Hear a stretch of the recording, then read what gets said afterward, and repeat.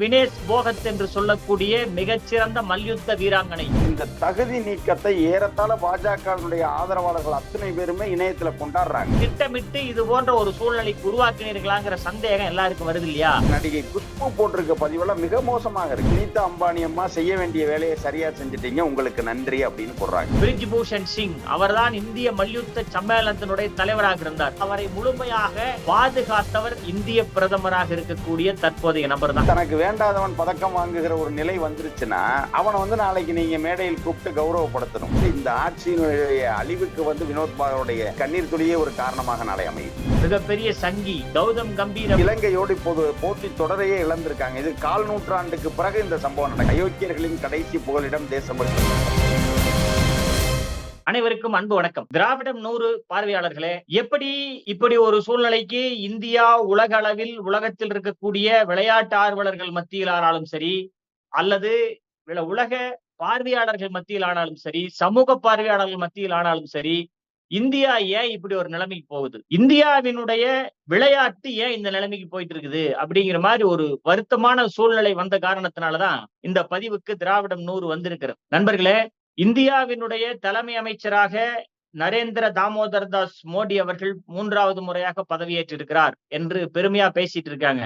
303 வென்ற இடத்தில் 240 மட்டுமே வாங்கி ஒரு மைனாரிட்டி அரசாக இந்த அரசாங்கம் இருக்கிற பொழுதே இவர்களுடைய வேலைகள் சிலது பார்ப்பதற்கு நமக்கு மிகப்பெரிய வருத்தத்தை தருவதாக இருக்கிறது. இந்தியாவிலிருந்து பாரிஸ் ஒலிம்பிக் போட்டிக்கு 117 வீரர்கள் போயிருக்கிறார்கள். 147 அதிகாரிகள் உடன் போயிருக்கிறார்கள். 117 வீரர்களில் வினேஷ் போகத் என்று சொல்லக்கூடிய மிகச்சிறந்த மல்யுத்த வீராங்கனை நம்முடைய இந்திய அணியின் சார்பாக அரையிறுதி போட்டியில் வெற்றி பெற்று இறுதி போட்டிக்கு உள்ளே நுழைந்திருக்கிறார் என்கின்ற பெருமையான தருணத்தை நாம் மகிழ்ச்சியாக அனுபவித்துக் கொண்டிருந்த நேரத்தில் ஒரு இடியாக ஒரு செய்தி நம்ம எல்லார் தலையிலே விழுகுது. அவர் தகுதி நீக்கம் செய்யப்பட்டிருக்கிறார். எப்படி தகுதி நீக்கம் செய்யப்பட்டிருக்கிறாரு? 100 கிராம் எடை கூடுதலா போச்சான் அவருக்கு. அப்ப ஒலிம்பிக்கினுடைய விதிமுறை உங்களுக்கு தெரியாதா? அல்லது தெரிந்தவர்கள் இது போன்ற அவரை திட்டமிட்டு இது போன்ற ஒரு சூழ்நிலைக்கு உருவாக்கினீர்களாங்கிற சந்தேகம் எல்லாருக்கும் வருது இல்லையா? அந்த சந்தேகம் நமக்கும் வந்த காரணத்தினாலதான் இந்த கேள்வியை நாம் முன்வைக்க வேண்டிய சூழ்நிலைக்கு வருது. வினேஷ் போகத் மல்யுத்த வீராங்கனை. மல்யுத்தம்னு சொன்னாலே நமக்கு உடனே பிரிஜ் பூஷன் சிங் அப்படின்னு பேர் ஞாபகத்துக்கு வந்துரும். அந்த அளவுக்கு பாரதிய ஜனதா கட்சியினுடைய நாடாளுமன்ற உறுப்பினராக இருந்த பிரிஜ் பூஷன் சிங் அவர்தான் இந்திய மல்யுத்த சம்மேளனத்தினுடைய தலைவராக இருந்தார். அவர் மீது மிக கடுமையான பாலியல் குற்றங்கள் சுமத்தப்பட்டு அது தொடர்பாக ஒரு சிறு நகர்வு கூட இல்லாமல் அவரை முழுமையாக பாதுகாத்தவர் யாருன்னு பாத்தீங்கன்னா நம்முடைய இந்திய பிரதமராக இருக்கக்கூடிய தற்போதைய நபர் தான். எப்படி பாதுகாத்தார் அப்படிங்கறது எல்லாரும் பார்த்துட்டு இருந்தோம். வீதியில் இறங்கி போராடிய வஜ்ரசிங் பூனியா ஆனாலும் சரி, விஜேந்திர சிங் ஆனாலும் சரி, நம்ம வினேஷ் போகத் ஆனாலும் சரி, மேரி கோம் ஆனாலும் சரி, இவங்க எல்லாம் பாத்தீங்கன்னா இந்தியாவுக்காக பல்வேறு பதக்கங்களை வாங்கி கொடுத்தவங்க. நீ என்ன வாங்கி கொடுத்த, எனக்கு என்ன நீ சங்கியா? இல்ல ஒதுங்கி நில்லு, நாங்க சங்கிகள் எதுவுமே இல்லைனாலும் முன்னால நிறுத்துவோம்னு சொல்லி அவரை மட்டுமே முன்னிறுத்தினாங்க. உதாரணத்துக்கு சொல்லணும்னா, இந்திய கிரிக்கெட் வாரியம் இருக்கு இல்லையா?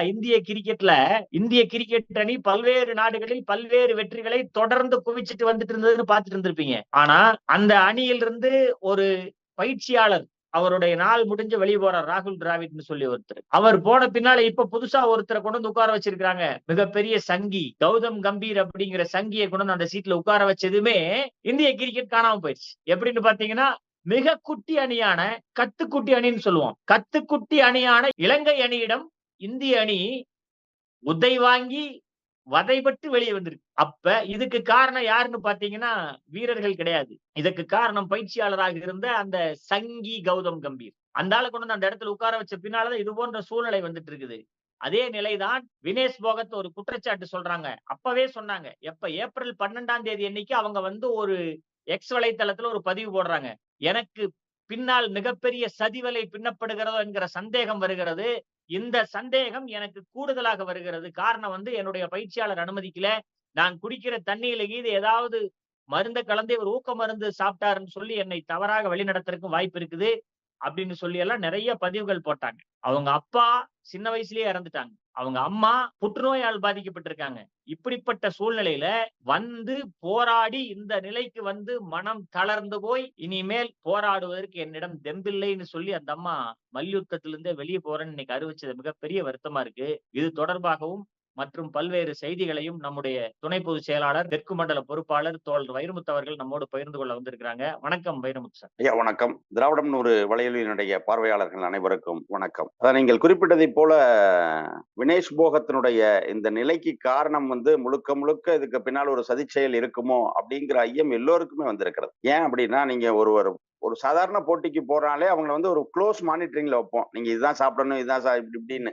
ஆனா இங்கே வந்து இவர் 50 கிலோ ஃப்ரீ ஸ்டைல் பிரிவில் இறுதிப் போட்டி வரைக்கும் வந்துடுறார். அப்போ எவ்வளவு தூரம் வந்து அவருடைய உடல்நிலையில் கவனம் செலுத்தப்பட்டிருக்க வேண்டும்.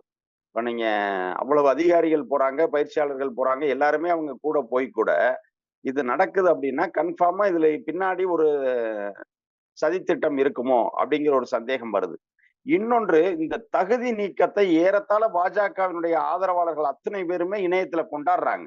அதாவது பிரதமர் மட்டும் நீலி கண்ணீர் வடிக்கிறார். ஐயோ இப்படி ஆயிருச்சு அப்படின்னு சொல்றாரு. அமித்ஷா சொல்றாரு. ஆடு நனையுது, ஆனால் ஆடு நனையுதுன்னு உள்ளபடியே ஓநாய் அழுகிற மாதிரி. ஆமா. ஆனா அதே நேரத்தில் பாஜகவினுடைய மிக முக்கிய நபர்களில் ஒருவராக இருக்கக்கூடிய நடிகை குஷ்பு போட்டிருக்க பதிவெல்லாம் மிக மோசமாக இருக்கு.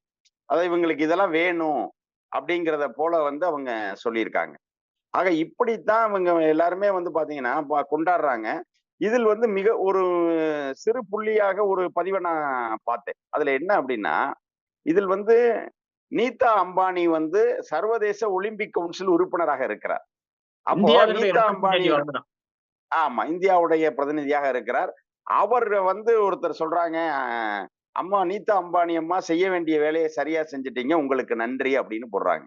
அப்போ இவங்களுக்கு என்ன வேலை? இது போன்ற ஒரு செயல் திட்டம் தான் இவர்களுக்கு சொல்லி அனுப்பப்பட்டதா? இவங்களை வந்து இந்த நேரத்துல, அதாவது எப்படின்னா, தந்தை பெரியார் தான் சொல்லுவார், அயோக்கியர்களின் கடைசி புகலிடம் தேசபக்தி அப்படின்னு. அப்போ இவங்க என்னவோ இத்தனை நாள் வந்து தேசத்தின் மீது பெரிய பக்தி கொண்டவர்கள் போலவும், நம்மை போன்ற திராவிட இயக்கத்தவர்களை வந்து பிரிவினைவாதிகள் போலவும் பேசி கொண்டிருப்பார்கள். உண்மையான தேசபக்தி உனக்கு எப்படி இருக்கணும்? யார் பதக்கம் வாங்கினாலும் அதை பாராட்டுவதுதானே தேசபக்தியா இருக்கும். அதை விடுத்து தனக்கு வேண்டாதவன் பதக்கம் வாங்குகிற ஒரு நிலை வந்துருச்சுன்னா, அவனை வந்து நாளைக்கு நீங்க மேடையில் கூப்பிட்டு கௌரவப்படுத்தணும். ஒருவேளை அவர் வெற்றி பெற்ற பிறகு அவர் பேசுகிற ஒரு சூழல் வரும். பிரதமர் முன்னிலையிலேயே கூட அவர் பேச வேண்டியது வரும். ஏன்னா ரோட்ல நின்று அவங்க இந்திய மல்யுத்த சம்மேளனத்தினுடைய தலைவராக இருந்த பிரிஜ்பூஷனை நீக்க சொல்லி ரோட்ல பேசும்போது அவருடைய மிக முக்கிய கோரிக்கை பிரதமர் எங்களை அழைச்சு பேசணும் அப்படின்றதுதான். ஆனா கடைசி வரைக்கும் பிரதமர் அவங்களை கூப்பிட்டு பேசல. ஆனா இப்போ என்ன நடக்கும்னா, இந்த மாதிரி பதக்கம் வாங்கிட்டு வந்த உடனே பிரதமர் பங்கேற்கிற அளவில் ஒரு பாராட்டு விழா கண்டிப்பா நடத்தணும். அப்ப அந்த மேடையில இவங்க மறுபடியும் அந்த குற்றச்சாட்டை சொல்லிடுவாங்க அப்படிங்கிறதுக்காக அந்த இடத்திற்கு அவர்களை வரவிடாமல் தடுக்கிற ஒரு சதியாதான் நம்ம இதை பார்க்க வேண்டியிருக்கு. இன்னும் கூட நாடாளுமன்ற உறுப்பினராக இருந்த பிரிஜ்பூஷன் சொன்னீங்க. ஆனா அவருடைய மகன், அவருக்கு இவ்வளவு சிக்கலுக்கு பிறகும் அவருக்கு வாய்ப்பு கொடுக்காம, அவருக்கு வாய்ப்பு கொடுக்காதீங்கன்னு கெஞ்சுறாங்க போராட்டக்காரர்கள். ஆனா அவன் மகனை நிப்பாட்டுறாங்க அந்த இடத்துல. ஆமா, அப்ப என்ன வாரிசு நினைக்குது அரசியலே கிடையாது பாஜக? பிஜேபியில். அதான் சொல்றேன், அவரை பையன் காப்பாற்றுவதற்காக. தான் அங்க வருவாரு. ஆனா வாரிசு அரசியலே கிடையாது பிஜேபியில். இதெல்லாம் நம்ம நம்பணும். ஆமா ஆமா, அது திமுக மட்டும் வாரிசு அரசியல். எந்த ஆமா. சம்பந்தமும் இல்லாமல், அதாவது திமுக காரன் வந்து வாரிசு மறுபடியும் போட்டிடுறான்னா, அவன் அப்பா கூட இருந்தே களத்துக்கு போயிருப்பான், தேர்தல் வேலை பார்த்திருப்பாங்க. அதன் காரணமாக திமுக காரன் வாரிசு வந்து மறுபடியும் எலெக்ஷன் நிற்பான். ஆனா இங்க நீங்க கொடுக்கிறவரு பிரிஜ்பூஷன் மகன் எத்தனை பாஜக நிகழ்ச்சிகளை பங்கேற்றார், எப்படி நீங்க அவருக்கு கொடுக்குறீங்க? அப்போ பிரிஜ்பூஷனுக்கு கொடுக்காம விட்டா சிக்கல் ஆயிரும் அப்படிங்கிறதுக்காக. ஆனால் அதே நேரத்தில் போராட்டக்காரர்கள் பிரிஜ்பூஷனை நிப்பாட்ட எதிர்ப்பு தெரிவிப்பதால அவங்க மகனை கொண்டு வர்றாங்க. ஆக இதெல்லாம் வந்து எதை காட்டுதுன்னா, தேசபக்தி ஏதோ ஒட்டுமொத்தமா அவங்க மட்டும் குத்தகைக்கு எடுத்திருக்க மாதிரியும், அவர்களை சாராதவர்கள் வந்து வெற்றியை வந்து எப்படியாவது பறித்துக் கொள்கிற ஒரு முயற்சியாகத்தான் இது நடக்குது. இன்னொன்னு வந்து இன்னைக்கு வெள்ளி அவங்களுக்கு கொடுக்கணும்ன்ற ஒரு கோரிக்கை வலுத்து கொண்டிருக்கிறது. இந்தியா அல்லாத பிற நாடுகளைச் சேர்ந்த விளையாட்டு வீரர்கள் எல்லாம் அதை சொல்றாங்க. அவங்களை வந்து பங்கேற்க அனுமதிக்கல, குறைந்தபட்சம் அவங்களுக்கு வெள்ளி கொடுத்துடணும் என்று சொல்லுகிறார்கள். ஆனால் உள்ளபடியே அவர் இறுதிப் போட்டியில் பங்கேற்றிருந்தால் தங்கமே பெற்றிருப்பார். கண்டிப்பா கண்டிப்பா கண்டிப்பா. ஏன்னா நடப்பு சாம்பியனை அவங்க தோக்கடிச்சுட்டு தான் உள்ள வர்றாங்க. அதாவது மிக முக்கியமான இந்த போட்டியில் பதக்கம் வெல்லுபவர்களாக பார்க்கப்பட்ட மிக முக்கிய 3 வீராங்கனைகள், நடப்பு சாம்பியன் உள்பட உக்ரைனை சேர்ந்தவர்களை, கியூபாவை சேர்ந்த அந்த மிக முக்கிய வீராங்கனைகள் 3 தோற்கடித்து விட்டு அவர் இறுதிப் போட்டிக்கு வர்றாரு. கண்டிப்பா வந்து இறுதிப் போட்டியில் பங்கேற்கும் வாய்ப்பு அவருக்கு அளிக்கப்பட்டிருக்குமே ஆனால், இந்தியாவினுடைய தங்கமங்கையாக அவர் இன்றைக்கு இந்த ஒலிம்பிக்ல உருவெடுத்திருப்பார். ஆனா இந்தியாவுக்கு இந்த போட்டியின் இறுதியில இந்தியா தங்கமே இல்லாம 0வா இருந்தாலும் பரவாயில்ல. ஆனா வினேஷ் பாகத்துக்கு வந்துடக்கூடாது என்பதுதான் இந்த அதிகார வர்க்கத்தினுடைய ஆசையாக இருக்கிறது. அதுக்கு தான் இந்த வேலையெல்லாம் அவங்க பண்ணியிருக்காங்க. எனக்கு 2 கண்ணும் போனாலும் பரவாயில்ல, எதிரிக்கு 1 கண்ணாவது போகணுங்கிற மனநிலை. போகணும். அந்த மோசமான ஒரு வன்ம மனநிலையோடு தான் இவர்கள் ஆட்சி நடத்தி கொண்டிருக்கிறார்கள். அதோட தொடர்ச்சி தான் இப்ப நீங்க குறிப்பிட்ட கிரிக்கெட்ல. கிட்டத்தட்ட வந்து இலங்கையோடு இப்போது போட்டி தொடரையே இழந்திருக்காங்க. இது 1/4 நூற்றாண்டுக்கு பிறகு இந்த சம்பவம் நடக்குது. 26 1/4 ஆண்டுகளுக்கு பின்னால. நூற்றாண்டுக்கு ஆமா. அதற்கு பிறகு வந்து அவங்க இப்பதான் ஒரு போட்டி தொடரை இழக்கிறார்கள். காரணம் வந்து பாஜகவினுடைய எம்பியாக இருந்த கௌதம் காம்பீர் இம்முறை வாய்ப்பளிக்கப்படாம அவர் இங்க பயிற்சியாளராக கொடுக்குறாங்க.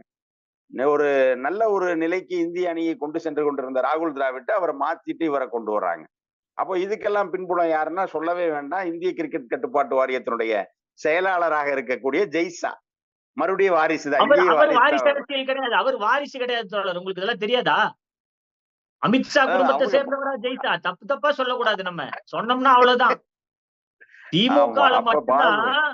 ஒரு டீ கடையில ஏதாவது பிரச்சனைனா கூட திமுக பாத்தீர்களாங்கணும். ஜெய்ஷாவோ தமிழ்நாடு அல்லது கிரிக்கெட் சங்கம் இப்போ தமிழ்நாடு பிரிஜ்பூஷன் சிங்கோட மகனோ எல்லாம் வாரிசே கிடையாது. தமிழ்நாடு கிரிக்கெட் சங்கத்துக்குனுடைய தலைவராக அண்ணன் அசோக் சிகாமணி வர்றாருன்னா உடனே வானத்துக்கும் பூமிக்கும் குதிப்பாங்க. அவர் பொன்முடியோட பையன், அவர் எப்படி கிரிக்கெட் சங்க தலைவர் ஆகலாம் அப்படின்னு. ஆனா அமித்ஷாவோட பையன் வந்து இந்திய கிரிக்கெட் கட்டுப்பாட்டு வாரிய செயலாளராக இருந்தா வாயை திறக்க மாட்டாங்க யாரும். அந்த அளவில் தான் இன்றைக்கு நிலை இருக்கிறது. கண்டிப்பாக வந்து இந்த வினோத் பாகல் சிந்துகிற ஒவ்வொரு துளி வியர்வைக்கும் கண்ணீருக்கும் இந்த ஆட்சி பதில் சொல்லணும்.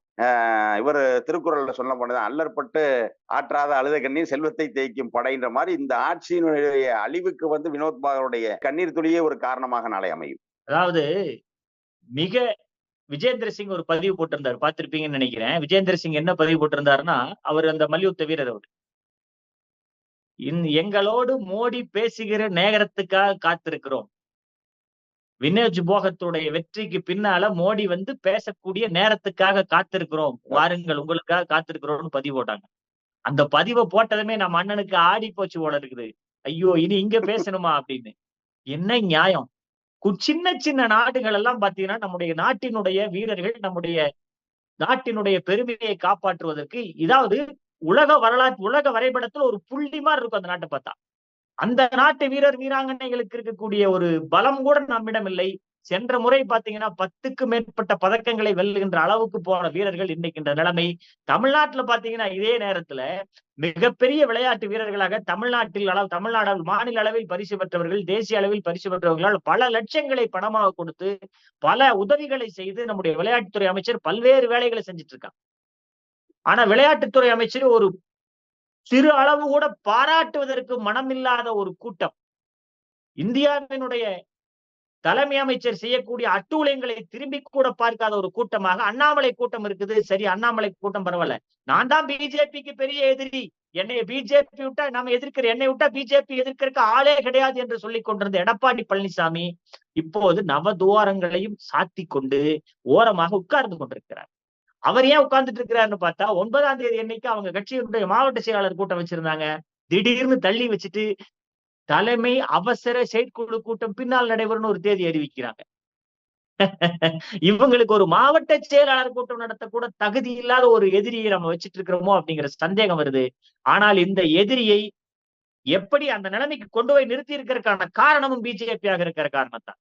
நீங்க யோசிச்சு பாருங்க, இந்த அளவுக்கு மக்கள் மீதோ வீரர்கள் மீதோ எந்த விதமான ஒரு பற்றோ பாசமோ இல்லாத ஒரு கூட்டம். ஆனால் நீ படி, நான் உனக்கு குடும்பத்துக்கு பணம் தரேன், நீ படி, உனக்கு நான் மாசம் 1000 ரூபாய் தரேன் என்று சொல்லி புதுமை பெண்களுக்கு பெண்களினுடைய வளர்ச்சிக்காக பணம் கொடுத்த தலைவர் இன்றைக்கு என்ன பண்றாருன்னு பாத்தீங்கன்னா, எங்க ஊர் கோயம்புத்தூர்ல வந்து மாணவர்களுக்கும் தமிழ் புதல்வன் திட்டம் மூலமாக 3,28,000 மாணவர்கள் பலன் பெறுகின்ற வகையில் ஒரு மாணவனுக்கு மாதம் 1000 ரூபாய் என்கிற வகையில கொடுக்கிறார். கொடுத்து அவங்கள படி படி படி படி படிச்சாத்தான் உன்னோட வாழ்க்கை அடுத்த கட்டத்துக்கு போகணும்னு சொல்லி படிச்சோம். காலையில் படி, கடும்பகல் படி, மாலையில் படி என்று சொல்லி ஒரு முதலமைச்சர் தமிழ்நாட்டில் எந்த அளவுக்கு சிறப்பாக ஆட்சி செய்கிறார். இவரை நாம் பாராட்டுகின்ற மனநிலையாலும் பரவாயில்ல, வசைப்படாம இருக்க வேண்டாமா? சீமான் ஆனாலும் சரி, அண்ணாமலை ஆனாலும் சரி, நேத்து ராஜா வேற ஒரு பேச்சு பேசிட்டு போறாரு. அவங்க பேசிட்டு போறதுக்கு இது என்ன தமிழ்நாடு? எனக்கு புரியல நண்பர்களே. நண்பர்களே, நாம் முதல்ல ஒண்ண புரிஞ்சுக்கணும். இந்திய திருநாட்டில் தமிழ்நாடு என்கின்ற மிகச் சிறப்பான ஒரு மாநிலம் எந்த அளவுக்கு சிறப்பாக செயல்பட்டுக் கொண்டிருக்கிறது. அந்த தலைவனுக்கு நன்றி சொல்வர்களாம் இருக்க வேண்டும். வினோஜ் போகத் போன்றவர்கள் மன வருத்தத்தோடு வெளியேறுவதை பார்த்து பார்த்து பார்த்து வேதனையோடு இந்த பதிவை செய்திருக்கிறோம். இது போன்ற நிலை இனி அடுத்த வீரர்களுக்கு வரக்கூடாது என்பதில் குறிக்கோளாக இருக்க வேண்டும். இருப்போம் என்பதை சொல்லி விடைபெறுகிறேன். நன்றி, வணக்கம். சாதி இழிவு நீங்க பாடுபட்ட சமூக விஞ்ஞானிகள் பெரியார் மற்றும் அம்பேத்கரின் தத்துவங்களையும் லட்சியங்களையும் எடுத்து இயம்பும் நூல் கருப்பும் நீலமும். ஆசிரியர்கள் சாரதா தேவி, குண சந்திரசேகர், இக்லாஸ் ஹுசைன். விலை ரூபாய் 150 மட்டும். புத்தகம் வாங்க திரையில் தெரியும் தொலைபேசி எண்களை தொடர்பு கொள்ளுங்கள். மேலும் கருஞ்சட்டை பதிப்பகத்தின் இணையதளத்துக்கு வாருங்கள்.